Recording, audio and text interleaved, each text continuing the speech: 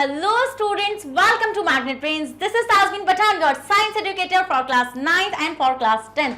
भाई जैसे कि मैंने आपको अभी बताया कि मैं आप लोगों को पढ़ाने वाली हूँ क्लास 9 और क्लास 10 की science full complete detailed course के साथ, जिसमें आपको मिलेंगे डेली प्रैक्टिस पेपर्स।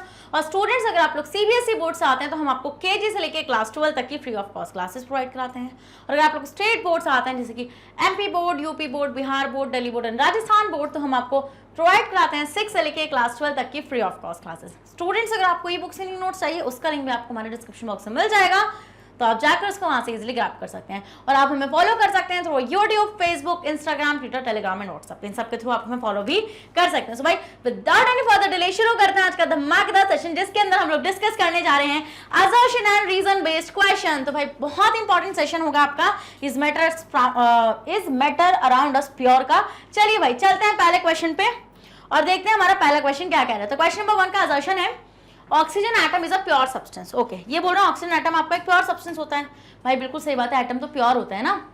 तो मैम ये बात तो बिल्कुल सही है कि ऑक्सीजन जो होता है आपका ऑक्सीजन एटम जो है बिल्कुल प्योर होता है। डन। नेक्स्ट इसका रीजन पढ़ेंगे बिकॉज क्योंकि oxygen is always found in a combined state. ये बोल रहे हैं ऑक्सीजन हमेशा हमें कंबाइंड स्टेट में मिलता है, हमेशा हमें कंबाइंड स्टेट में मिलेगा। ये ऑलवेज यहाँ पे क्या सही है? स्टूडेंट्स आपको मालूम है कि ऑक्सीजन जो है हमें combined state as well as free state में मिलता है, combined as well as free state. तो स्टूडेंट हम लोग देखते हैं कि जो फ्री स्टेट है आपको पता है एटमॉस्फेयर में 21% जो ऑक्सीजन है वो फ्री स्टेट में पाई जाती है। और आप सोचोगे मैम कंबाइंड स्टेट में कैसे? कंबाइंड स्टेट में मतलब कि जब ऑक्सीजन जो है स्टूडेंट जब वो हाइड्रोजन के साथ रिएक्ट करती है तो वो बनाती है वाटर, तो इस तरीके से वो कंबाइंड स्टेट में पाई जाती है। तो कंबाइंड स्टेट में पाई जाती है स्टूडेंट, और किस में पाई जाती है? ऑक्साइड्स के फॉर्म में पाई जाती है। कंबाइंड ही तो है वो सारी स्टेट्स, बट वो फ्री स्टेट में भी पाई जाती है। तो ये कहना गलत है कि वो हमेशा आपकी कंबाइंड स्टेट में कहलाई जाएगी, मतलब पाई जाएगी। तो इसका रीजन क्या हो जाएगा स्टूडेंट? रॉन्ग हो जाएगा, मतलब कि गलत हो जाएगा। और इसका असर्शन क्या हो जाएगा बेटा? इसका असर्शन ट्रू हो जाएगा। समझ गए? चलो स्क्रीनशॉट ले लो, ले लिया, आगे बढ़े। डन। ओके, नेक्स्ट क्वेश्चन पे देखते हैं स्टूडेंट। नेक्स्ट क्वेश्चन क्या कह रहा है? असर्शन है soft drinks and soil is not a pure substance. देखिए मैंने क्या बोला अभी, मैंने क्या बोला था? मैंने अभी ये बोला था, यहाँ पर अगर मैं कुछ चीज़ें हटा दूँ तो मैंने आपको ये चीज़ बोली, यहाँ पे इसको रख लेते हैं कि आपके इम्प्योर सब्सटेंसेस में कौन आते हैं? मिक्सचर्स। कौन? मिक्सचर। तो नॉट प्योर का मतलब होगा मिक्सचर। और मिक्सचर्स क्या होते हैं स्टूडेंट? मिक्सचर होते हैं जो एक तरीके के पार्टिकल से मिलकर नहीं बनते हैं। क्या? जो एक तरीके के पार्टिकल से मिलकर नहीं बने हुए होते हैं। Made up of different kinds of particle, different kinds of particle, जो डिफरेंट काइंड ऑफ पार्टिकल से मिलकर आपके बने हुए होते हैं वो क्या होते हैं स्टूडेंट? आपके वो होते हैं आपके impure substances. It as simple as that, mixtures. क्या होते हैं वो? मिक्सचर्स होते हैं। अब ये चीज आपको पता है, जैसे कि अगर मैं सॉइल की बात करूं, पहले आप इतने का स्क्रीनशॉट ले लो।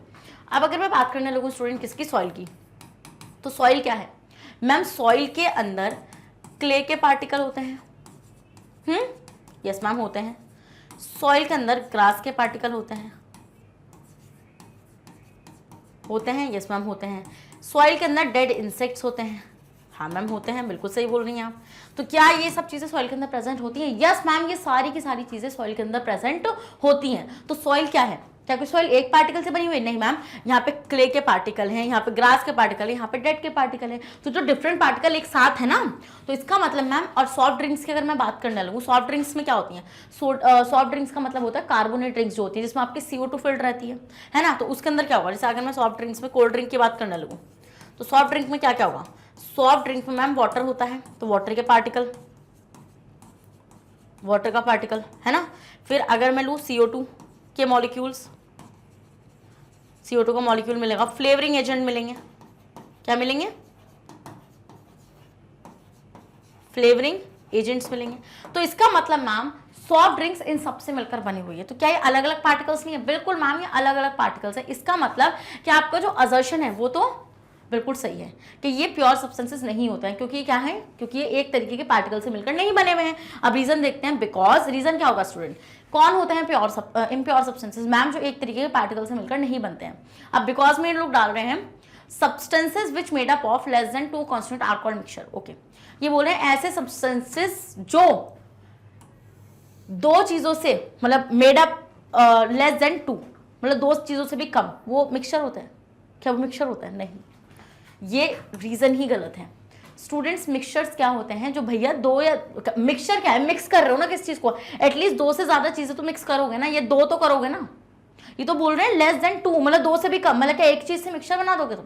मैं तुम्हें बोलूँ कि तुम्हारे पास सिर्फ शुगर है, तो शुगर कोई मिक्सचर है? नहीं मैम, शुगर तो एक प्योर सब्सटेंस है, क्योंकि वो सिर्फ एक ही तरीके के पार्टिकल से बना हुआ है। समझ रहे हो मेरा वाला पॉइंट? तो मतलब मैम ये रीजन क्यों गलत हो गया? रीजन इसलिए गलत हो गया क्योंकि ये बोल रहे हैं made up of less than 2, कि 2 से भी कम। 2 से कम होगा तो मिक्सचर क्यों होगा? वो मिक्सचर नहीं होगा। तो इसका मतलब मैम असर्शन तो सही है, बट रीजन आपका क्या हो जाएगा? गलत हो जाएगा। तो answer will be C. Answer क्या होगा स्टूडेंट? आपका सी हो जाएगा। डन, स्क्रीनशॉट ले लो आप इसका पूरे का। ठीक है, आगे बढ़ रहे हैं। नेक्स्ट आते हैं स्टूडेंट क्वेश्चन नंबर 3 और देखते हैं क्वेश्चन नंबर 3 क्या कह रहा है। जल्दी से भाई सेशन को लाइक करो और रेड हार्ट को भी ड्रॉप करो, जल्दी से करो ये काम। असर्शन है, देखो असर्शन है steel is the alloy substance. Okay, ये बोल रहे हैं स्टूडेंट आपका जो स्टील होता है वो आपका अलॉय है। अलॉय क्या होते हैं? अलॉय होते हैं जो आपके मेटल्स को मिक्स करके बनते हैं। मेटल एंड मेटल को जब आप मिक्स करते हो तो आपको क्या मिल जाते हैं स्टूडेंट? आपको मिल जाते हैं एलॉय। तो स्टील भी एक एलॉय है, जिसमें आपको ब्रास पड़ा है, तो स्टील भी आपको क्या होता है स्टूडेंट? एलॉय होता है। डन, यस मैम, ये बात तो बिल्कुल सही है। बिकॉज अब हम बोल रहे हैं कि चलो ठीक है, अब देखो substance which made up of more than 1 constituent are called mixture. ये स्टेटमेंट सही है, ये स्टेटमेंट अब सही है कि ऐसे सब्सटेंसेस जो 2 या 2 से ज्यादा, मोर देन 2 या मोर देन 1 ऐसे कॉन्स्टिट्यूएंट से मिलकर बने हुए होते हैं स्टूडेंट, वो क्या होते हैं? आपके मिक्सचर्स होते हैं। क्या होते हैं? वो आपके मिक्सचर्स होते हैं। मतलब कि मैम असर्शन भी सही, रीजन भी सही है, बट एक बात सोचो, एलॉय से इसका क्या लेना देना? एलॉय क्या है? इनको रीजन क्या देना चाहिए था कि एलॉय वो होते हैं जो आपके क्या है, मेटल और मेटल जब आप आपस में कंबाइन कराते हैं और वहां से जो फॉर्मेशन होता है वो आपके एलॉय होते हैं, है ना। और उसका रीजन क्या हो जाएगा कि वो आपके मिक्सचर्स भी होते हैं। But the thing is this, ये बोल रहे हैं कि मैम ये सब्सटेंस की डेफिनेशन चला रहे हैं रीजन में, तो क्या ये इसका करेक्ट एक्सप्लेनेशन है? नहीं, दोनों स्टेटमेंट आपस में सही है, but reason is not the correct explanation for assertion. अब तो आपको पक्का ये समझ में आ रहा है कि मैम कैसे हम लोग असर्शन रीजन को डील कर रहे हैं, है ना। नेक्स्ट आते हैं इसमें क्वेश्चन नंबर 4 और देखते हैं क्वेश्चन नंबर 4 क्या कह रहा है। Assertion, sugar water is the solution where water is a solvent, act as a solvent. Okay student, आपको पता है जो शुगर सोल्यूशन होता है, जो हमारे पास शुगर सोल्यूशन होता है वो बनता कैसे है मैम? वो बनता है शुगर प्लस वाटर से। शुगर प्लस वाटर से क्या बनता है स्टूडेंट? आपका शुगर सोल्यूशन बनता है। ये बात तो आपको समझ में आती है? यस मैम, ये बात हमें समझ में आती है। शुगर प्लस वाटर से हमारा शुगर सोल्यूशन बनता है। और आपको पता है student, on the basis of amount, हम अमाउंट के बेसिस पर देखते हैं कि कौन सा सॉल्यूट है कौन सा सॉल्वेंट है। ठीक है, ओके मैम।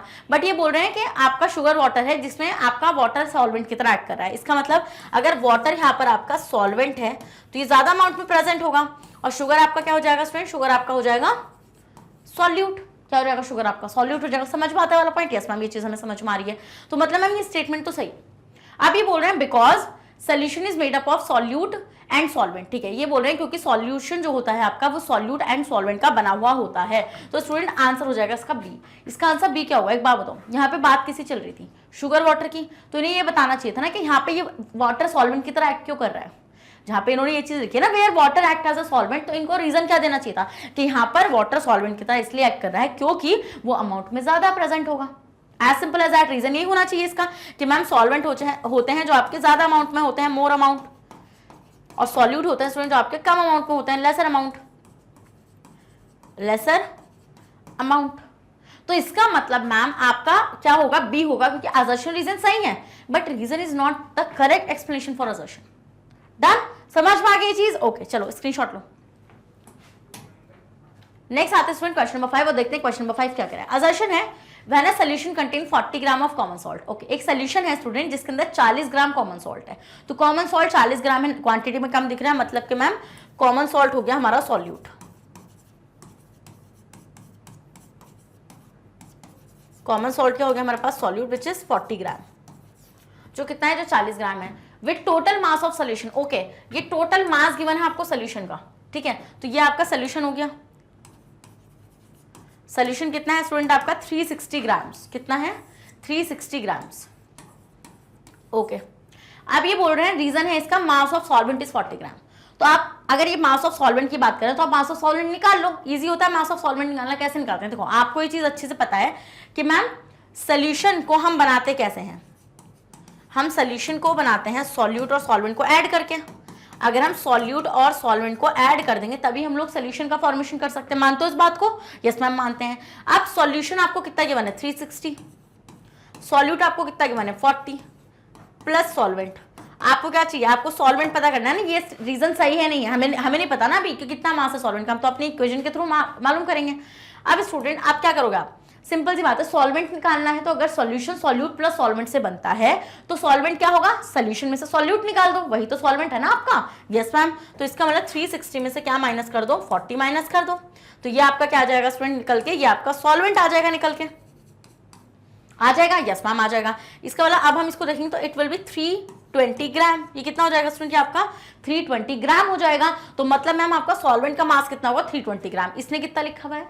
40 ग्राम। गलत, रीजन गलत, असर्शन सही। तो इसका मतलब मैम असर्शन तो सही है बट रीजन आपका फॉल्स है। तो answer will be C.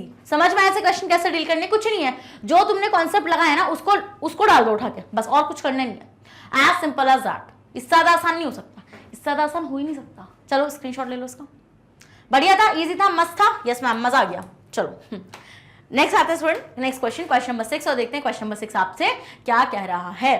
The particles of suspension can be seen by the naked eye. Okay, ये बोल रहे हैं जो सस्पेंशन के पार्टिकल्स होते हैं उनको नेकेड आई से देख सकते हैं। तो सबसे पहली बात, जो मैम हमारे सस्पेंशंस थे वो थे क्या? वो मैम कुछ ऐसे थे कि उनके पार्टिकल का जो साइज था वो कितना होता है? वो 1 नैनोमीटर से लेके 1000 नैनोमीटर तक का होता है। डन। ये क्या होते हैं? सस्पेंशन के पार्टिकल का साइज होता है। यस मैम, सस्पेंशन के पार्टिकल का साइज होता है। आप ये बोल रहे हैं सस्पेंशन एक होमोजेनस मिक्सचर होता है। एक बात तुम खुद बताओ, अगर तुम उसके पार्टिकल को नेकेड आई से देख रहे हो, आप ये बोल रहे हो कि आपका जो वो है पार्टिकल वो आप नेकेड आई से आपको विजिबल है, नेकेड आई से आपको क्या है स्टूडेंट्स? वो विजिबल है। तो अगर वो आपको नेकेड आई से विजिबल है तो क्या आपको होमोजेनस मिक्सचर्स में, होमोजेनस में हम क्या देखते हैं कि होमोजेनस होता ही है, सेम यूनिफॉर्म क्वांटिटी। होमोजेनस का मतलब होता है स्टूडेंट कि आपका जो सॉल्यूट है वो सॉल्वेंट में पूरी तरीके से डिसॉल्व हो चुका है, वो आपको नेकेड आई से नहीं दिखेगा। क्या? वो आपको नेकेड आई से नहीं दिखने वाला। तो इसका मतलब मैम अगर वो हमें नेकेड आई से नहीं दिखने वाला तो इसका मतलब क्या हो जाएगा? इसका मतलब ये हो जाएगा मैम ये स्टेटमेंट तो रॉन्ग हो गया, क्योंकि अगर वो आपको नेकेड आई से दिख रहा है तो मतलब कि वो क्या है? वो हेट्रोजीनस है। जैसे कि मैंने आपको एग्जांपल बताया था, आप एग्जांपल लो सैंड वाटर का। चलो आप सैंड वाटर लो। जब आप सैंड वाटर को लेते हो तो आप वहां पे क्या चीज ऑब्जर्व करते हो?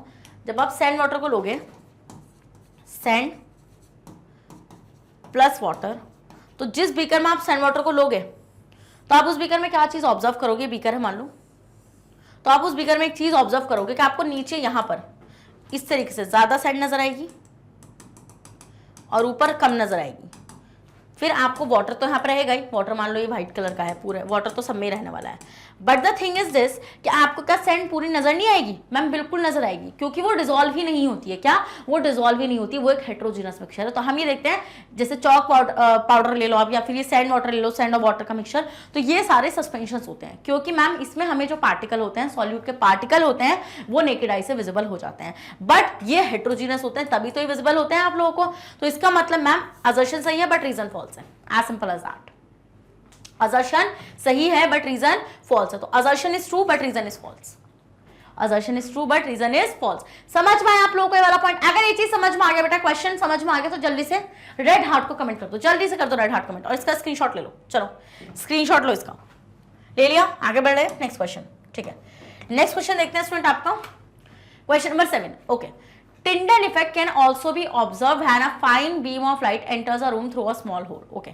Tyndall effect क्या होता है? सबसे पहले कुछ बच्चों का मैम दिमाग जागा, मैडम ये तो बताओ Tyndall effect क्या होता है। देखो Tyndall effect क्या होता है स्टूडेंट? Tyndall effect होता है जब कोई पार्टिकल अब एक लाइट की बीम को स्कैटर कर दे, ऐसे फैला दे, वही होता है आपका क्या? Tyndall effect। तो Tyndall effect क्या होता है? फैना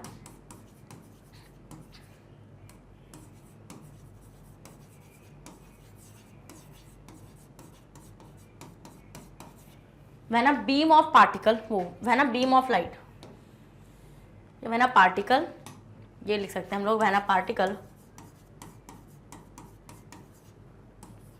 scatter a beam of light a beam of light, जब एक पार्टिकल जो होता है स्टूडेंट बीम ऑफ लाइट को स्कैटर कर देता है, मतलब कि जब लाइट आके उस पार्टिकल से टकराएगी, मान लीजिए आपके पास पार्टिकल है दिस पार्टिकल, ये पार्टिकल आपके पास है, अब मान लीजिए यहाँ पर आकर स्टूडेंट यहाँ से एक बीम आकर इससे ऐसे टकराती है, तो ये पार्टिकल है आपका, तो जब इससे बीम आकर टकराएगी स्टूडेंट तो आप क्या देखेंगे, इस तरीके से ऐसे स्कैटर कर देगा इसको, this is called scattering of light, ऐसे लाइट फैल जाएगी, बिखर जाएगी, है ना, यही होता है आपका टिंडल इफेक्ट। क्या होता है स्टूडेंट से टिंडल इफेक्ट होता है। तो अब ये बोल रहे हैं कि टिंडल इफेक्ट को आप देख सकते हैं जब एक बीम ऑफ लाइट कहां से आएगी, एक स्मॉल होल से आएगी, रूम के अंदर एक स्मॉल होल से आएगी, देखो आप देख पाओगे, क्यों आप ना आप ये भी बिलीव करोगे कि आप वहां पर ना कुछ पार्टिकल्स को भी देख पाओगे, क्यों, वो आपको बिखरी भी क्यों नजर आ रही है, क्योंकि मैम अगर वो बिखरी भी नजर आ रही है तो वहां पर टिंडल इफेक्ट है, क्योंकि स्कैटरिंग, अब मान लो मैं सोल्यूशन में से पास करा दूं, किसमें से, मैं सोल्यूशन में से पास करा दूं, तो जब मैं सोल्यूशन में से पास कराऊंगी तो सोल्यूशन के पार्टिकल का size ma'am less than 1 nanometer है, लेस देन 1 नैनोमीटर है, तो अगर ये लेस देन 1 नैनोमीटर तो किस तरीके से बीम ऑफ लाइट को स्कैटर कर देगा, ये बीम ऑफ लाइट को स्कैटर कर ही नहीं पाएगा। तो मतलब कि मैम अगर स्मॉल होल से भी आपको लाइट आती हुई नजर आएगी वो टिंडल इफेक्ट को शो करेगी, क्योंकि भाई लाइट बिखरी इसलिए रही क्योंकि टिंडल इफेक्ट लग रहा है वहां पे, समझ के, लाइट के बिखरने को हम लोग टिंडल इफेक्ट बोलते हैं। तो मैम असर्शन तो सही है। अब ये बोल रहे हैं ओके, अच्छा बात चले टिंडल इफेक्ट की, इन्होंने सस्पेंशन को डाल दिया यहाँ पे, कोई दिक्कत नहीं, देख लेते हैं। Suspension is a heterogeneous mixture, अब बात बोली ना इन्होंने सही कि सस्पेंशन आपका एक हेट्रोजेनस मिक्सचर होता है, क्योंकि हम ये देखते हैं कि इसमें सॉल्यूट और सॉल्वेंट अच्छे से डिसॉल्व नहीं हो पाते हैं और आपको सॉल्यूट नेकेड आई से दिख जाते हैं, समझ गए, और आपको सॉल्यूट और सॉल्वेंट पे एक अलग से पूरी बाउंड्री नजर आती है कि हाँ भैया सॉल्यूट ये है, सॉल्वेंट ये है, जैसे चॉक वाटर, जैसे कि सैंड वाटर, इन सब में। यस, तो मैम असर्शन भी सही है अपने उसमें और रीजन भी सही है, बट क्या रीजन ही इसका करेक्ट एक्सप्लेनेशन है? इसका करेक्ट एक्सप्लेनेशन क्या होना चाहिए था? टिंडल इफेक्ट को एक्सप्लेन करना चाहिए था इन्हें, बट ऐसे इन्होंने नहीं किया। इसका मतलब मैम इसका आंसर क्या हो जाएगा? बी, मतलब कि इसका असर्शन रीजन तो सही है but reason is not the correct explanation of A. चलिए आप इसका स्क्रीनशॉट ले लीजिए, आगे बढ़ जाऊं, ठीक है, ओके, देखते हैं अब हम लोग नेक्स्ट क्वेश्चन को। नेक्स्ट क्वेश्चन है क्वेश्चन नंबर 8 और देखते हैं क्वेश्चन नंबर 8 हम लोग से क्या कह रहा है। तो असर्शन है the Tyndall effect can be observed when a sunlight passes through the canopy of dense forest। Okay, Tyndall effect को हम देख सकते हैं जब आपकी जो सनलाइट है वो कैनोपी ऑफ डेंस, मतलब कि बहुत घना, देखो जब बहुत घना जंगल होता है तो वहाँ पे लाइट आनी बहुत मुश्किल होती है, बट फिर भी हमें कुछ लाइट दिखती है आती हुई, मतलब ऐसे बहुत उसके पतले पाथ से आती हुई नजर आती है, वैसे फैलती हुई भी नजर आती है। ऐसा क्यों हो रहा है स्टूडेंट? ऐसा हो रहा है क्योंकि वहाँ पे जो एयर के अंदर जो पार्टिकल्स हैं, जो डस्ट के पार्टिकल्स हैं, वो क्या कर रहे हैं, वो लाइट को स्कैटर कर रहे हैं। क्या कर रहे हैं स्टूडेंट्स? वो लाइट को स्कैटर कर रहे हैं। इवन जब आप उस लाइट को देखोगे भी ना तो आपको ना उसके अंदर छोटे छोटे पार्टिकल्स भी नजर आएंगे। वो पार्टिकल्स आपको क्यों नजर आ रहे हैं? क्योंकि मैम वो सस्पेंशंस हैं, हाँ, तो वो जो डस्ट के पार्टिकल्स हैं स्टूडेंट, तो वो ही तो लाइट को स्कैटर कर रहे हैं। तो बहुत घने जंगल में भी आपको टिंडल इफेक्ट देखने के लिए मिलता है। आप देखोगे आपके पिक्चर में, आपकी बुक के अंदर भी एक पिक्चर लगाई हुई है, तो वो आपको क्या दिखा रही है? वो आपकी टिंडल इफेक्ट को दिखा रही है कि देखो भाई बहुत घने जंगल में भी आपको जो लाइट फैली हुई नजर आ रही है ना, ये क्यों फैली हुई नजर आ रही है? क्योंकि पार्टिकल जो है वो उस लाइट को, जैसी लाइट टकरा रही है पार्टिकल से, तो पार्टिकल उसको फैला दे रहा है, स्कैटर कर दे रहा है। समझे वाला पॉइंट? Yes ma'am. तो scattering of light by the particle of dust and smoke in the air cause Tyndall effect, बिल्कुल सही बात है। वो लाइट की स्कैटरिंग हो क्यों रही है? क्योंकि मैम जो एयर के अंदर डस्ट के पार्टिकल्स हैं, स्मोक है, ये सब कुछ इस टिंडल इफेक्ट का रीजन है। तो मतलब कि मैम ये क्या हो जाएगा? ये इसका आंसर हो जाएगा आपका ए, बी नहीं होगा इसका आंसर, ये एनिमेशन मिस्टेक है, इसका आंसर ए होगा। ठीक है, वो स्कैटरिंग ऑफ लाइट क्यों हो रही है स्टूडेंट? क्योंकि डस्ट और स्मोक के जो पार्टिकल्स हैं एयर में, वही टिंडल इफेक्ट को शो कर रहे हैं। तो टिंडल इफेक्ट आपको क्यों नजर आ रहा है स्टूडेंट? आप देख सकते हैं किसमें? कैनोपी ऑफ फॉरेस्ट में। डन, आगे बढ़ना है। नेक्स्ट क्वेश्चन है क्वेश्चन नंबर 9। असर्शन क्या है स्टूडेंट आपका? असर्शन है heterogeneous mixture can separated into their respective constituents bye simple physical methods. Okay, ये बोल रहे हैं देखो हेट्रोजीनस मिक्सचर्स क्या होते हैं, मैं दोबारा से आप लोगों को रिपीट कर देती हूँ। मान लीजिए आपने कोई बीकर ले लिया, मान लो ये बीकर है, और इस बीकर में स्टूडेंट्स आप क्या लो, आप चॉक वाटर लो, आप चॉक प्लस वाटर ले लो and just chalk plus water लेके क्या कर दो, इसमें मिला दो। और मतलब ने इसका मसाला बढ़िया करके इसको पीस लेना चॉक वाटर को। उसके बाद जब मिलाओगे ना यहाँ पर, जानबूझ के मैंने चॉक वाटर लिया है, अब क्या करना है, थोड़ी देर बाद क्या देखोगे कि आपको ना यहाँ पर ऐसे पार्टिकल्स चॉक के नजर आएंगे, ज्यादातर नीचे बैठे हुए नजर आएगी आपको पूरी चॉक। अब एक बात बताओ मुझे, तुमने एक बीकर पानी लिया और तुमने चॉक ली, तो मतलब मैम ये हो गए चॉक के पार्टिकल्स, ये आपकी होगी चॉक, और ये हो गया आपका पूरा पानी, ये हो गया आपका पूरा पूरा water. This is what, this is water. ये क्या हो जाएगा स्टूडेंट्स, ये आपका वाटर हो जाएगा और ये हो गया आपके चॉल। डन, समझ गए इतना पॉइंट? यस मैम, ये चीज हम लोग समझ गए। अब हम लोग स्टूडेंट्स यहाँ पे क्या चीज ऑब्जर्व करते हैं कि हेट्रोजीनियस मिक्सचर्स क्या होते हैं, जब आपका सॉल्यूट और सॉल्वेंट अच्छे से डिसॉल्व ना हो। क्या? जब आपका सॉल्यूट और सॉल्वेंट अच्छे से डिसॉल्व नहीं होता है और आपको सॉल्यूट और सॉल्वेंट पे एक बाउंड्री नजर आती है, एक बाउंड्री मतलब एक विजिबल बाउंड्री आपको सीन होती है और आप देखोगे कोई यूनिफॉर्मली मिक्स है आपस में नहीं, चौक और वाटर यूनिफॉर्मली मिक्स नहीं है। हम देख रहे हैं चौक नीचे सेटल डाउन हो चुका है और ऐसे पानी तो पूरे बीकर के अंदर है। तो हेट्रोजेनस मिक्सचर जो होते हैं स्टूडेंट, आप इसको इजीली सेपरेट कर सकते हो सिंपल फिजिकल मेथड से। कैसे? फिल्ट्रेशन कर लो। जब आप फिल्ट्रेशन करोगे स्टूडेंट्स, तो आप क्या ऑब्जर्व करोगे, आप क्या लो, एक ग्लास ले लो कुछ भी या और फिर उसके ऊपर एक फनल रखो। घर में हो ना, इजी कर सकते हो। उसके ऊपर फिल्टर पेपर रखो, फिल्टर पेपर मिल जाएगा मार्केट में। फिल्टर पेपर से जब आप उसको पास कराओगे तो यू विल ऑब्जर्व दैट के आपको ऊपर क्या मिल जाएगा, चॉक का रेजिड्यू मिल जाएगा, पाउडर मिल जाएगा और नीचे आपको पानी मिल जाएगा। तो मतलब मैम ये असर्शन तो बिल्कुल सही है। क्या है ये स्टूडेंट्स? असर्शन बिल्कुल सही है। Done, yes ma'am. उसके बाद देखेंगे स्टूडेंट रीजन है heterogeneous mixture is made up of more than one constituent which is easily recognized by naked eye। तो ये बात भी सही है कि जो आपके हेट्रोजीनियस मिक्सचर्स होते हैं स्टूडेंट, वो एक से ज्यादा कॉन्स्टिट्यूएंट से मिलकर बने होते हैं जो आपको इजीली विजिबल होते हैं। तो मतलब कि मैम आंसर क्या हो जाएगा इसका? ए हो जाएगा, क्योंकि यहाँ पे बात ही हेट्रोजीनियस की चल रही थी और हेट्रोजीनियस क्यों इन्होंने बोला ना, आप नेकेड आई से देख सकते हो, सिंपल मेथड से आप उसको अलग कर सकते हो। तो दोनों ही आपस में ये करेक्ट स्टेटमेंट्स हैं। डन, और ये इसका करेक्ट एक्सप्लेनेशन है। आगे बढ़ जाओ, आप इसका स्क्रीनशॉट ले सकते हैं। आई होप आपको समझ में आया होगा स्टूडेंट्स के हेट्रोजीनियस मिक्सचर्स भी क्या होते हैं और आपको क्वेश्चन तो समझ में आया है। तो क्वेश्चन नंबर 10 का स्टूडेंट असर्शन क्या कह रहा है? Oil start burning in presence of fire which changes is happen due to a chemical change. देखो स्टूडेंट, आपको पता है कि ऑयल जो होता है वो हमारा क्या है, वो होता है हमारा हाइड्रोकार्बन। तो स्टूडेंट जब हम इसको बर्न करते हैं, जब ये बर्न हो जाएगा तो बर्न करने के बाद हम देखेंगे स्टूडेंट यहाँ से कुछ गैसेस रिलीज होंगी, जैसे कि आपका CO2 वगैरह यहाँ से रिलीज होगा। तो मतलब कि मैम यहाँ पे आपका कुछ मीथेन वगैरह प्रोड्यूस होगा। तो मतलब कि मैम कंबशन अगर हम लोग कर रहे हैं तो एक केमिकल चेंज है। क्यों है केमिकल चेंज? क्योंकि मैम हम यहाँ पे देखेंगे कि ये जो है ये कोई रिवर्सिबल चेंज तो होगा नहीं। और यहाँ पे हम लोग क्या देखेंगे स्टूडेंट, यहाँ पर एक केमिकल रिएक्शन हो रही है। तो कंबशन जो होता है ना, जो बर्निंग होती है ऑयल की, वो एक केमिकल चेंज होता है। समझे वाला पॉइंट? यस मैम, ये चीज हमें समझ में आ गई।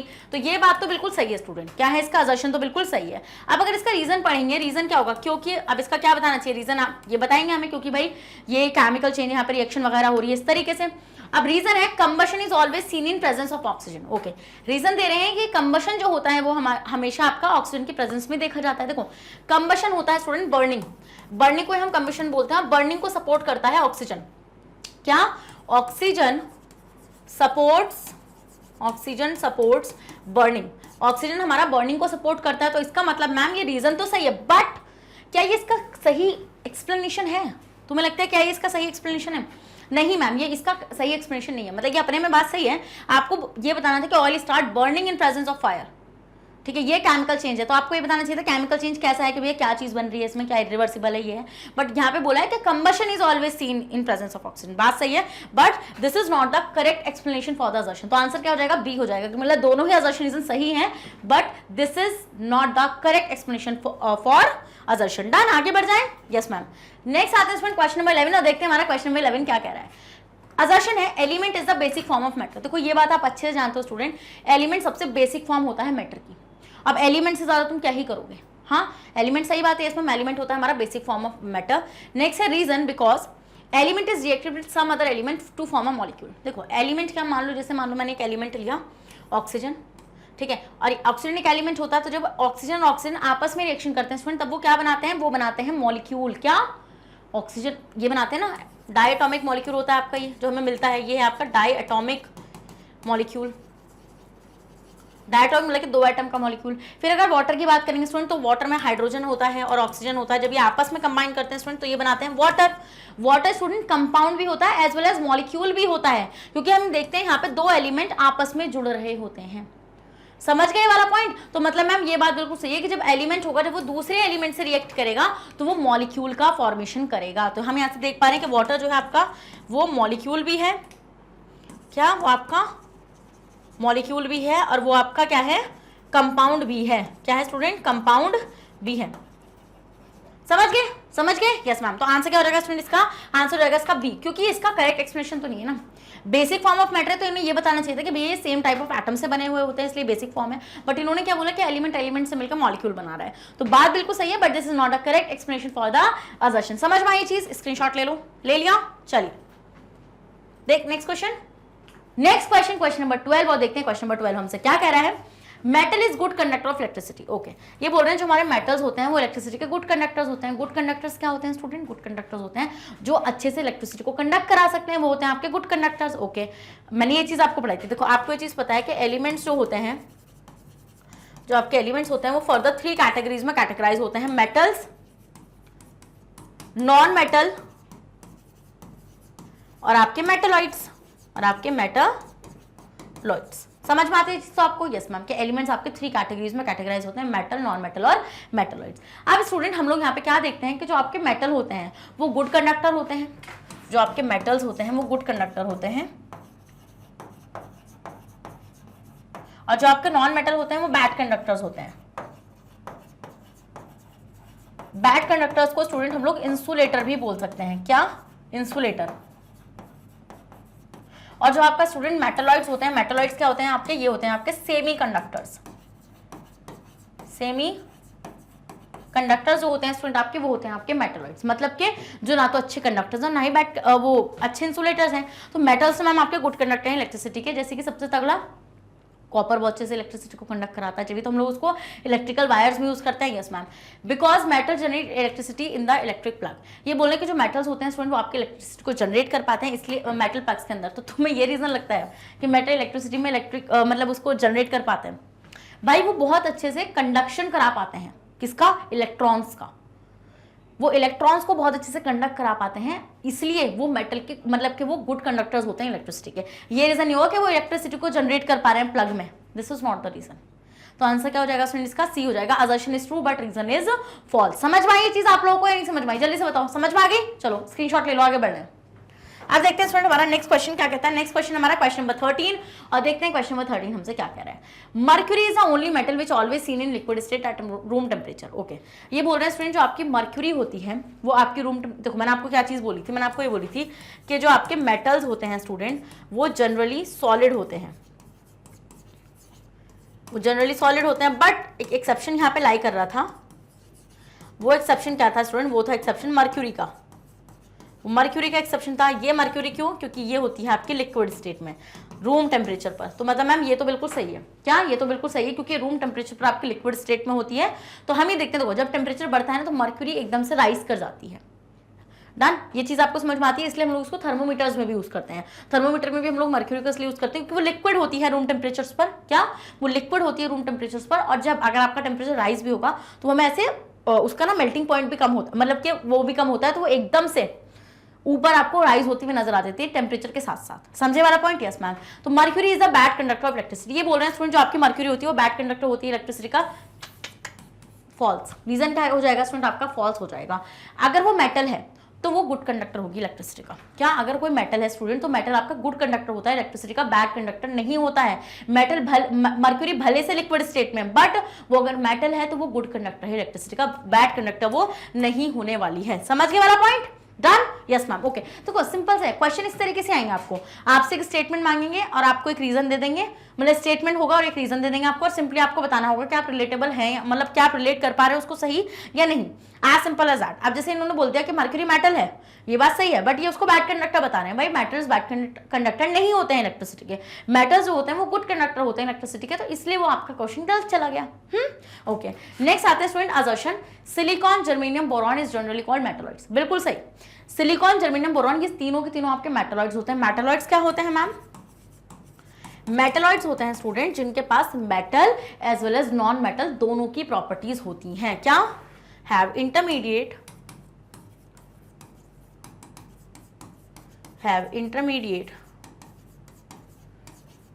Properties of metal and non metal. जिनके पास मेटल एंड नॉन मेटल की इंटरमीडिएट प्रॉपर्टी होती है स्टूडेंट, वो क्या होते हैं आपके, वो होते हैं आपके मेटलॉइड। अब मैंने आपको बताया था कि 6 मेटलॉइड आपके पास होते हैं, डन। तो मतलब मैम ये बात तो बिल्कुल सही है कि सिलिकॉन, जर्मेनियम, बोरॉन, ये तीनों के तीनों आपके नॉन मेटल्स मेटलॉइड्स होते हैं। Metalloid is a good conductor of electricity, गलत। मेटलॉइड आपके गुड कंडक्टर ऑफ इलेक्ट्रिसिटी नहीं होते, यहाँ पर रीजन गलत हो जाएगा आपका और असर्शन सही हो जाएगा।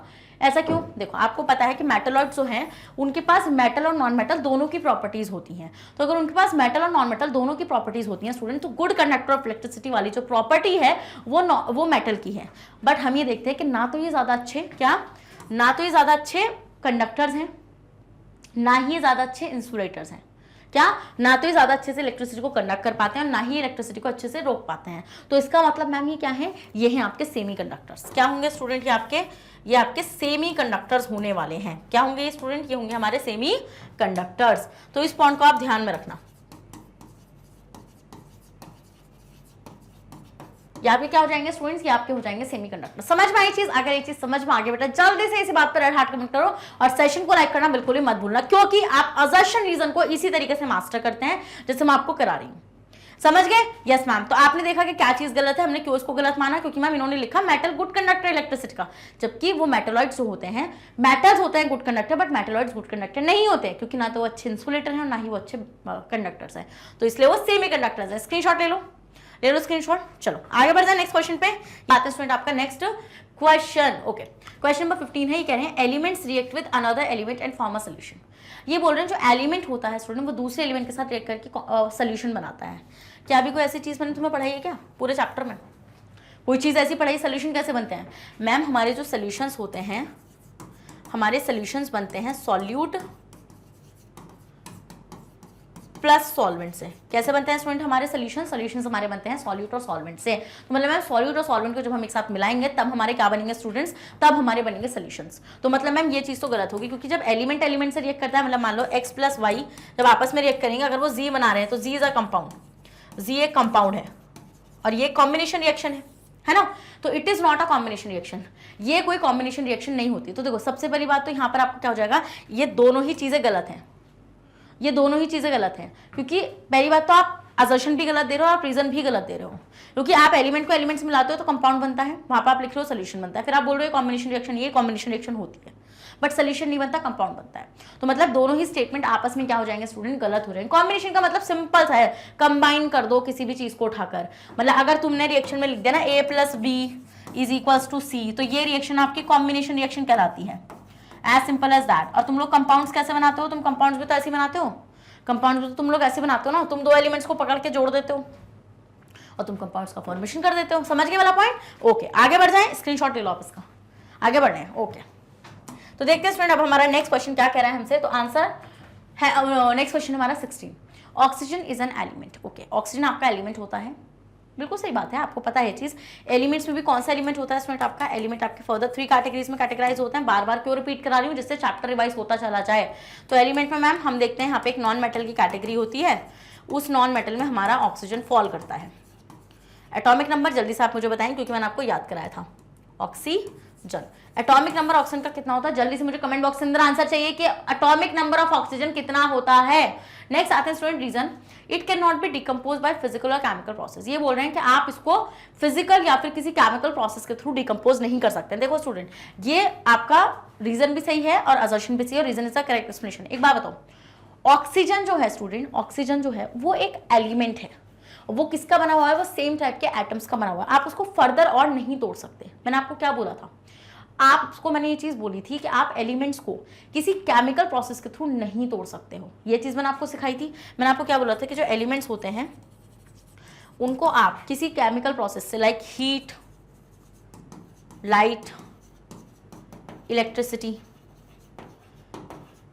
इन सब प्रोसेस के थ्रू आप किसी एलिमेंट को और फर्दर ब्रेक डाउन नहीं कर सकते हो, क्योंकि वो सबसे सिंपलेस्ट फॉर्म है मैटर की। उस सारे वो एटम है भाई, उस सारे क्या तोड़ोगे तुम, नहीं तोड़ सकते। वो बहुत सारे एटम से मिलकर बना हुआ है, बट तुम कंपाउंड्स को केमिकल प्रोसेस के थ्रू तोड़ सकते हो, जैसे हीट, लाइट, जैसे वाटर।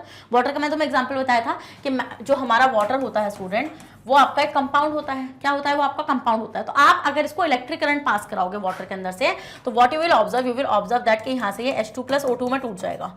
तो मैम ये कंपाउंड टूट गया ना एलिमेंट्स में, तो इसका मतलब मैम इसका आंसर क्या हो जाएगा, ए हो जाएगा। समझ गए वाला पॉइंट? चलो स्क्रीनशॉट ले लो इसका। चलिए नेक्स्ट आता है स्टूडेंट आपका नेक्स्ट क्वेश्चन, क्वेश्चन नंबर 17, और देखते हैं क्वेश्चन नंबर 17 हमारा क्या कह रहा है। A solution is a homogeneous mixture of 2 और मोर केमिकली नॉन रिएक्टिंग सब्सटेंसेस। बिल्कुल सही बात है। देखो सॉल्यूशंस क्या होते हैं स्टूडेंट, आपके जो आपके सॉल्यूशंस होते हैं वो आपके सॉल्यूट प्लस सॉल्वेंट से, क्या सॉल्यूट प्लस सॉल्वेंट को जब आप मिलाते हैं तभी आपके क्या बनते हैं स्टूडेंट, तभी आपके सॉल्यूशंस बनते हैं। ये चीज आप अच्छे से जानते हैं। Yes ma'am. फिर हम देखते हैं कि सॉल्यूट और सॉल्वेंट के बीच में कोई केमिकल रिएक्शन नहीं होती। अगर मान लो मैं एग्जांपल ले लूं यहाँ पे NaCl प्लस वाटर, इससे क्या बनता है स्टूडेंट, यहां से बनता है आपका सॉल्ट सोल्यूशन। क्या बनता है, यहां से आपका सॉल्ट सोल्यूशन बनता है।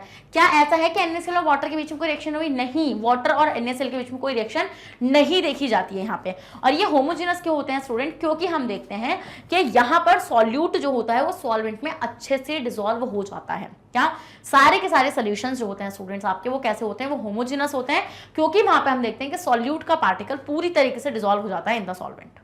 तो मतलब कि मैम बात तो बिल्कुल सही है और इनके बीच में कोई केमिकल बॉन्ड नहीं प्रेजेंट होता, तो स्टेटमेंट बिल्कुल सही है, मतलब असर्शन बिल्कुल सही है। देखो मैंने स्टेटमेंट, आप ना कुछ क्वेश्चन ऐसे देखो कि जब आप और सीनियर क्लासेस में चले जाओगे ना, जब आप और भी ज्यादा कॉम्पिटिशन्स को फेस करोगे तो वहां पे ना स्टेटमेंट बेस्ड भी हो जाते हैं क्वेश्चन। स्टेटमेंट क्या, स्टेटमेंट 1 देंगे और स्टेटमेंट 2 देंगे, और यहाँ से असर्शनिज्म को हटा देते हैं, स्टेटमेंट 1 और 2 देंगे और आपसे पूछेंगे स्टेटमेंट 1 सही है या नहीं है, दोनों ही सही है, एक गलत है दूसरा सही है, इस तरीके से पूछेंगे। समझ गए? Yes ma'am.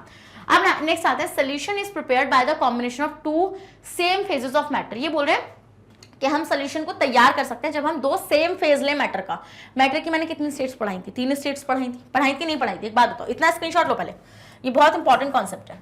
मैंने तुम लोगों को क्या बताया था कि जो आपके सोल्यूशंस होते हैं बेटा वो 3 टाइप के होते हैं, गैसेस सोल्यूशन, सॉलिड सोल्यूशन और लिक्विड सोल्यूशन। इनका मतलब क्या था, मैंने क्या बोला था, जो जिसका नाम है वही उसका सॉल्वेंट है। मैंने ये चीज बोली थी आप लोगों से कि जो जिसका नाम है वही उसका सॉल्वेंट है। मतलब मैम गैसेस सोल्यूशन मतलब यहाँ पे गैस आपका सॉल्वेंट हो जाएगा। जैसे कि मैंने यहाँ पे एयर का एग्जांपल लिया था कि एयर आपका सोल्यूशन है। क्यों? क्योंकि मैम हम वहां पे क्या चीज ऑब्जर्व करते हैं कि वहां पर आपका गैस ही सॉल्वेंट होता है, गैस ही आपका सोल्यूट होता है। ठीक है, क्या तुम लोगों को मैंने ऐसा भी मतलब ऐसी बात बोली थी तुम्हें वहां पे कि ये सिर्फ सेम फेज से बनते हैं? नहीं मैम, आपने तो एग्जाम्पल्स ही हमें सॉलिड और लिक्विड के लेकर पढ़ाए थे, जहां पर फेज ये लगता है, एक सॉलिड था और एक लिक्विड था। अगर मैं शुगर सोल्यूशन की बात करूं, अगर मैं शुगर सोल्यूशन की बात करूं स्टूडेंट, तो हम यहाँ पे क्या चीज ऑब्जर्व करते हैं कि शुगर सोल्यूशन के अंदर आपके पास एक होता है सॉल्यूट और एक होगा सॉल्वेंट। तो यहाँ पर स्टूडेंट हम लोग ये चीज ऑब्जर्व करते हैं कि आपका जो सॉल्यूट होता है वो आपका किस स्टेट में होता है। ज्यादातर हम लोग जो सोल्यूशंस देखते हैं स्टूडेंट, हम लोग वही सोल्यूशंस देखते हैं जिनमें आपका सॉलिड और लिक्विड वाला फेज होता है। मतलब ये हो जाएगा आपका शुगर और ये हो जाएगा स्टूडेंट आपका क्या, वाटर। ज्यादातर मैंने बोला जनरली वाटर आपका सॉल्वेंट होता है। मैंने ये नहीं बोला कि हमेशा वाटर सॉल्वेंट होगा, क्योंकि मैंने आपको एक कॉन्सेप्ट सिखा रखा है कि सॉल्यूट और सॉल्वेंट को आप किस पर देखते हो, ऑन द मतलब कि अमाउंट के बेसिस पर देखते हो कि कौन सी चीज ज्यादा अमाउंट में प्रेजेंट है। तो ये बोल रहे हैं कि हमेशा आप सेम फेज लेते हो मैटर का, तभी आप सॉल्यूशन बना पाते हो। ये बात गलत होगी ना, आप सेम फेज नहीं यूज करते, आप डिफरेंट फेज भी यूज कर सकते हो। You can use different phase as well. आप डिफरेंट फेज को भी स्टूडेंट्स फेस कर सकते हो, मतलब यूज कर सकते हो सॉल्यूशंस बनाने के लिए। जैसे सॉलिड और लिक्विड दोनों डिफरेंट फेज हैं, जरूर थोड़ी सेम ही हो, जरूर थोड़ी। अब मान लो अल्कोहल और वाटर की बात करने लोग, तो अल्कोहल और वाटर लिक्विड फेज है, सही बात है मैम, बनता है सोल्यूशन से भी। बट ये बोल रहे हैं ऑलवेज, हमेशा ये नहीं होता है स्टूडेंट। तो इसका आंसर क्या हो जाएगा आपका, सी हो जाएगा, क्योंकि आप ये नहीं बोल सकते कि आप हमेशा सेम फेज यूज करेंगे, आप डिफरेंट फेजेस को भी यूज कर सकते हैं। जैसे आपको जब मैंने सोल्यूशन के टाइप पढ़ाए हैं, तो सोल्यूशन के टाइप का मतलब क्या है मैम, सॉल्वेंट कभी भी आपका, मान लो गैसेज है, गैसेस में सॉल्वेंट गैस है, बट उसमें आप लिक्विड को ऐड कर सकते हो, सॉलिड को ऐड कर सकते हो, क्या, और आपका गैस को ऐड कर सकते हो। तो ये डिफरेंट फेज नहीं हो गए? हाँ डिफरेंट फेज हो गए ना आपके। और सबसे जनरल एग्जांपल तो हम लोग डिफरेंट फेज का ही लेते हैं, जहाँ पे हम लोग सॉलिड सॉल्यूट को किसमें, लिक्विड सॉल्वेंट में ऐड कर रहे होते हैं। समझ के वाला पॉइंट। आई होप आपको इस क्वेश्चन से बहुत चीजें क्लियर हो चुकी हैं सोल्यूशंस पर। अगर इजी है क्वेश्चन तो जल्दी से इसी बात पर रेड हार्ट को कमेंट कर दो, कॉन्सेप्चुअल तो था। ठीक है, चलो आगे बढ़ जाओ। नेक्स्ट आते हैं स्टूडेंट आपका क्वेश्चन नंबर 18 और देखते हैं क्वेश्चन नंबर 18 हमसे क्या कह रहा है। नेक्स्ट स्टूडेंट क्वेश्चन नंबर 18 और देखते हैं क्वेश्चन नंबर 18 क्या कह रहा है। असर्शन है alloys are homogeneous mixture of metals. Okay, ये बोल रहे हैं एलॉय जो होते हैं वो होमोजेनस मिक्सचर्स होते हैं मेटल्स के। आपको पता है स्टूडेंट, एलॉय जो होते हैं जब हम मेटल्स को आपस में मिला देते हैं, मिक्स कर देते हैं, तब बनते हैं हमारे क्या, एलॉयज। जैसे कि एग्जाम्पल ले लेते हैं हम लोग यहाँ पे ब्रास। किसका एग्जाम्पल लेंगे स्टूडेंट, हम लोग यहाँ पे ब्रास का एग्जाम्पल लेंगे। तो ब्रास क्या होता है, जैसे ब्रास आपको पता है ये कॉपर और जिंक से मिलकर बनता है। क्या ये कॉपर और जिंक से मिलकर आपका बनता है, तो ये क्या हो जाएगा स्टूडेंट, ये आपका अलॉय हो जाएगा। और ये होमोजेनस होता है क्योंकि हम ये देखते हैं इसमें कंपोजिशन यूनिफॉर्म होती है और हम इसको मोल्ड करके मतलब मेल्ट करके आपस में मिला देते हैं, एक मोल्टन स्टेट में पाया जाए मिलाते हैं हम लोग इसको, जब भी तो हम क्या बनाते हैं, अलॉयज बनाते हैं। अब इसका रीजन पढ़ेंगे, बिकॉज रीजन है इसका, alloy cannot be separated into their components by physical method। Okay, reason ये दे रहे हैं कि alloy को आप कभी भी फिजिकल मेथड्स के थ्रू, मतलब ऐसा नहीं होगा कि आपने अगर कोई अलॉय बना दिया तो आप उसके कॉन्स्टिट्यूएंट में उसको सेपरेट कर दें, मतलब ऐसा नहीं हो सकता कि आप ब्रास को कुछ करके फिजिकली कॉपर निकाल दे और उसमें से जिंक निकाल दे, ये पॉसिबल नहीं है। But the thing is this student कि ये होमोजेनस मिक्सचर है। हम ये देखते हैं स्टूडेंट कि होमोजेनस मिक्सचर जो होते हैं वो कुछ कुछ फिजिकल प्रोसेस से सेपरेट किए जा सकते हैं, बट एलॉय एक ऐसा होमोजेनस मिक्सचर है जिसको आप किसी भी फिजिकल प्रोसेस से अलग नहीं कर सकते। समझ गए वाला पॉइंट? तो हम यहाँ पे क्या देखते हैं स्टूडेंट कि ये रीजन तो सही है, अपने आप में बात सही है ये, बट ये इसका करेक्ट एक्सप्लेनेशन नहीं है। इसमें ये नहीं बताया गया कि होमोजेनस मिक्सचर्स को क्यों, मतलब अलॉय को क्यों होमोजेनस मिक्सचर बोला गया। समझ गए वाला पॉइंट? मतलब कि इसका आंसर क्या हो जाएगा स्टूडेंट, इसका आंसर हो जाएगा B, both assertion and reason are correct and reason is not the correct explanation for assertion. समझ गए इतना पॉइंट? ले लीजिए आप, इसका स्क्रीनशॉट ले लिया आपने। नेक्स्ट अब आते हैं स्टूडेंट क्वेश्चन नंबर 19 और देखते हैं क्वेश्चन नंबर 19 क्या कह रहा है। असर्शन है आपका milk is a pure substance. Okay, ये बोल रहे हैं मिल्क एक प्योर सब्सटेंस होता है, ऐसा कुछ पढ़ाया? नहीं मैम, ऐसा तो कुछ नहीं पढ़ाया। क्या पढ़ाया? ये पढ़ाया है कि मिल्क आपका इम्प्योर सब्सटेंस होता है, क्योंकि प्योर सब्सटेंसेस तो वो होते हैं जो आपके एक तरीके के पार्टिकल से मिलकर बने हुए होते हैं। बट अगर हम लोग स्टूडेंट्स मिल्क की बात करेंगे तो मिल्क कितनी चीज़ों से मिलकर बना हुआ है, खुद सोचो मैम। मिल्क के अंदर फैट है, मिल्क के अंदर प्रोटीन है, मिल्क के अंदर वाटर है, मिल्क के अंदर शुगर है। अब मैम इतनी सारी चीज आ गई, तो ये एक पार्टिकल से मिलकर तो बना हुआ नहीं है, तो मतलब कि ये एक से ज्यादा पार्टिकल से मिलकर बना हुआ है, made up of different kind of particle. Student हम लोग देखते हैं कि मिल्क आपका बहुत सारे पार्टिकल से मिलकर बना हुआ होता है, तो मैम ये प्योर सब्सटेंस तो बिल्कुल नहीं हो सकता, तो ये क्या होगा आपका इम्प्योर सब्सटेंस। असर्शन गलत, गलत बिल्कुल। ओके, रीजन पढ़ते हैं। Milk can not be separated by physical process into its component, it has a component like water, fat, protein. ये बोल रहे हैं कि आप मिल्क को उनके कंपोनेंट, देखो कंपोनेंट्स क्या होते हैं आप खुद बताओ मैम। कंपोनेंट्स होते हैं जिनसे वो चीज बनी हुई है, तो मिल्क किससे बना हुआ है, फैट, प्रोटीन, मिल्क, इन सब मतलब शुगर, इन सब से मिलकर बना हुआ है। क्या आप मिल्क को अलग नहीं कर सकते? आप मिल्क को बिल्कुल अलग कर सकते हैं through the centrifugation technique. Centrifugation techniques क्या होती है स्टूडेंट? ऐसी टेक्निक होती है जिस पर आप लोग डेंसिटी के बेसिस पर चीजों को अलग कर सकते हो। क्या? डेंसिटी के बेसिस पर चीजों को अलग कर दो, और वो होती है आपकी सेंट्रीफ्यूगेशन टेक्निक। तो हम ये देखते हैं, ये आपका ये भी गलत हो जाएगा, मतलब असर्शन भी गलत, रीजन भी गलत, तो answer will B D. Answer क्या हो जाएगा स्टूडेंट आपका? डी हो जाएगा। समझ में आ गया? देखो जो मैंने आपको बोला ना, ये सेंट्रीफ्यूगेशन टेक्निक, ये सेपरेशन टेक्निक के अंदर आता है, बट सेपरेशन टेक्निक आपके सिलेबस से हटा दी गई है, तो मैं आपको नहीं पढ़ा सकती, वरना अगर वो होता मैं वो भी आपको पढ़ाती, तब आपको समझ में आ जाता। तो अभी तो सिर्फ इतना याद रखो कि एक टेक्निक होती है सेंट्रीफ्यूगेशन टेक्निक, जिसकी हेल्प से आप चीजों को डेंसिटी के बेसिस पर अलग कर सकते हो। Are you getting my point? If you are getting my point, then just like the session and drop a red heart in the comment box, because it will motivate me a lot to make a really good quality content. Done? आगे बढ़ जाएं? Yes ma'am. चलिए, तो answer will B D. Next question देखते हैं question number 20 और देखते हैं क्वेश्चन नंबर 20 हमसे क्या कह रहा है।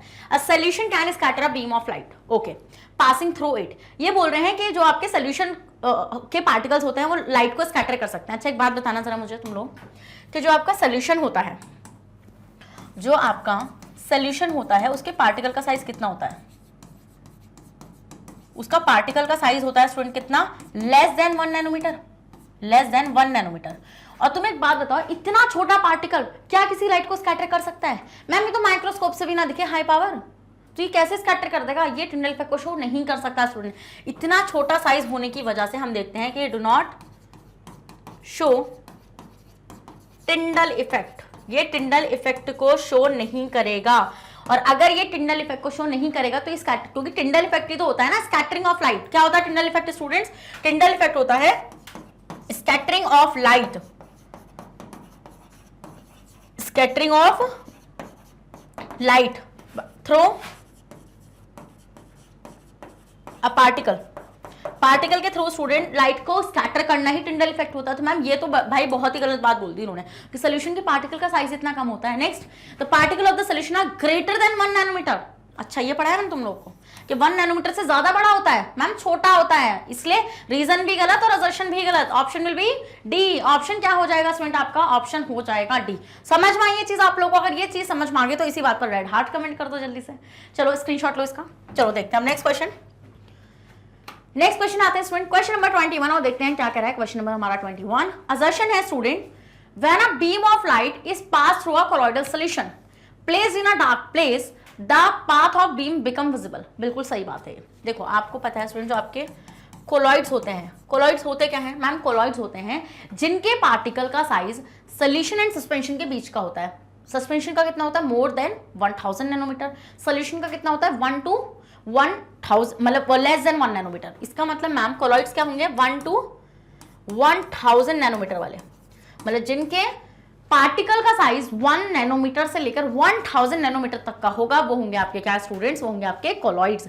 तो अब तुम्हें क्या लगता है कि ये स्कैटर कर पाएंगे लाइट को? बिल्कुल कर पाएंगे। और आपको पाथ क्यों विजिबल होगा स्टूडेंट? आप एक्सपेरिमेंट घर पे करके देखो, तो मैं बताती हूँ क्या करना है। लेजर लाइट होगी, नहीं होगी तो मोहल्ले के बच्चे छीन लो, कोई फर्क नहीं पड़ता, रोने दो उसको 2 मिनट के लिए, ठीक है? उसके छीन लो उसके घर से, फिर तुम पिटोगे वो बात अलग है, बट कोई नहीं, थोड़ा तो पिटवाऊंगा तुम लोगों को। अब क्या करो, लेजर लाइट तुम छीन ले। अब थोड़ा सा आटा लो, 1 ग्लास पानी लो, कांच का लेना ग्लास, उस पर भी तुम पिटोगे, क्योंकि अगर वो टूट गया तो मम्मी तुम्हें फिर धोएंगे पकड़ के, क्रॉकरी टूट गई। बट तुम बोलोगे मैम पिटवाने के हम करेंगे नहीं ना ऐसे काम, आप वार्निंग दे रही हो ना, हमें ऐसे वार्निंग दे रही हो। फिर क्या करो, आटा लो, थोड़ा सा किचन में जाओ, आटा लो, अरे वही गेहूं का आटा ले लो, और उसको 1 ग्लास पानी में डाल दो और घोल दो पकड़ के। ये सबसे ईजी है, मतलब सब चीज़ अवेलेबल है, बस तुम लेजर लाइट बच्चे छीन कर लाने वाले हो, उस पर तुम कुटोगे, वो मुझे उसकी मैं गारंटी नहीं लेती हूँ। अब क्या करो, उसको मिला दो। जब तुम थोड़ी देर बाद मिलाओगे ना स्टूडेंट, और उसको छोड़ो थोड़ी देर के लिए, तो आप देखोगे ना नीचे तो पार्टिकल सेटल डाउन नहीं होंगे, क्योंकि स्टेबल होते हैं काफी कोलॉइड्स आपके, तो आप देखोगे ना वहां पे आपको छोटे छोटे पार्टिकल विजिबल होंगे। वो पार्टिकल किसके हैं? वो कोलॉइड्स के पार्टिकल हैं, है ना? तो मतलब मैम उनका जो साइज है वो थोड़ा तो बड़ा ही है, जब तो आपको विजिबल हो रहा है। अब ना लेजर लाइट लो और उससे पास कराओ। जब तुम उससे पास कराओगे तो तुम देखोगे पानी के बीच में एक पाथ, एक विजिबल पाथ तुम्हें नजर आएगा। किसका? लाइट का। ये एक्सपेरिमेंट कर लो तो विजिबल पाथ कैसे? डार्क रूम में करोगे ना तो इजीली तुम लोग को नजर आ जाएगा। इसका मतलब मैम ये बिल्कुल सही है, क्योंकि इसके पार्टिकल का साइज इतना ज्यादा होता है, तो ये क्या कर सकता है? Scatter a beam of light and its path visible in a dark place। क्या?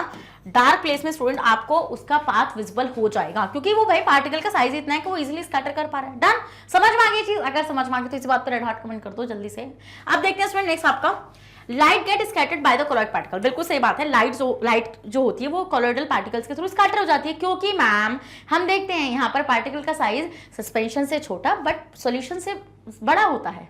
1 नैनोमीटर से लेकर 1000 नैनोमीटर तक का होता है, तो इजिली स्कैटर हो सकती है। स्क्रीनशॉट ले लो, answer will be A. Done? Screenshot ले लो उसका, ये जो मैंने लिखा है यहाँ पे। नोट्स बना रहे हो ना तुम लोग? पक्का नोट्स बना रहे हो ना? बनाने भी चाहिए। अब आते हैं स्टूडेंट नेक्स्ट क्वेश्चन नंबर 22, देखते हैं क्वेश्चन नंबर 22 हमसे क्या कह रहा है। A solution of table salt in a glass of water is homogeneous। Okay, table salt होता है वही जो घर में हम खाते हैं, कॉमन सॉल्ट।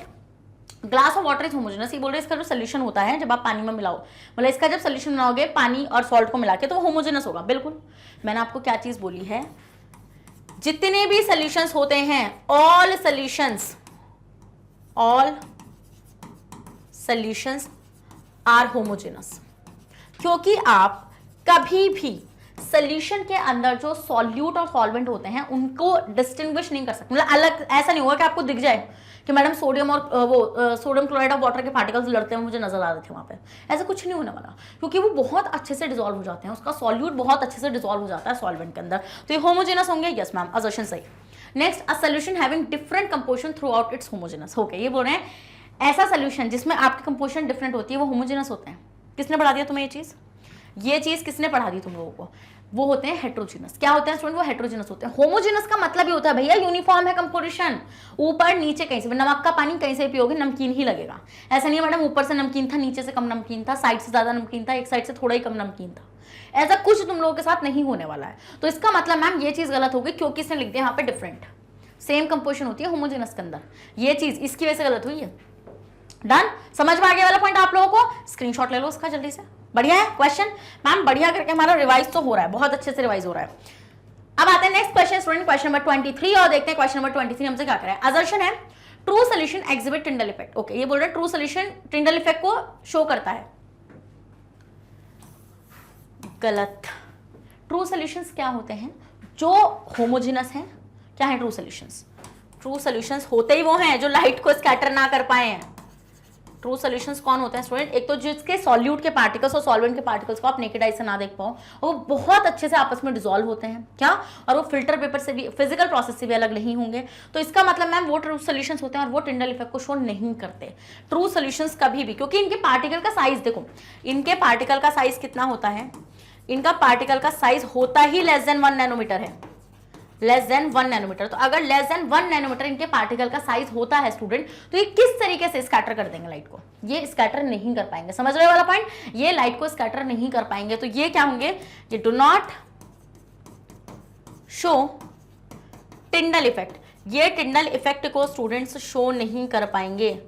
क्या? टिंडल इफेक्ट को ये शो नहीं कर पाएंगे। तो मतलब कि ma'am particles are larger in size. भाई लार्ज नहीं हो सकते, वो छोटे होते हैं बहुत ज्यादा। इसका मतलब मैम आंसर क्या हो जाएगा आपका? डी हो जाएगा। ना तो रीजन सही है और ना ही असर्शन सही है। बिल्कुल नालायक क्वेश्चन। चलो आगे ले, चलो स्क्रीनशॉट ले लो। Next question student, next question है क्वेश्चन नंबर 24। क्वेश्चन नंबर 24 क्या कह रहा है? Colloidal solution are stable and colloid particle do not settle down. बिल्कुल सही बात है स्टूडेंट। आप क्या देखते हैं, जो आपके कोलॉइडल सॉल्यूशंस होते हैं वो कभी भी आपके सेटल डाउन नहीं होते। मतलब उसके पार्टिकल सेटल डाउन नहीं होता।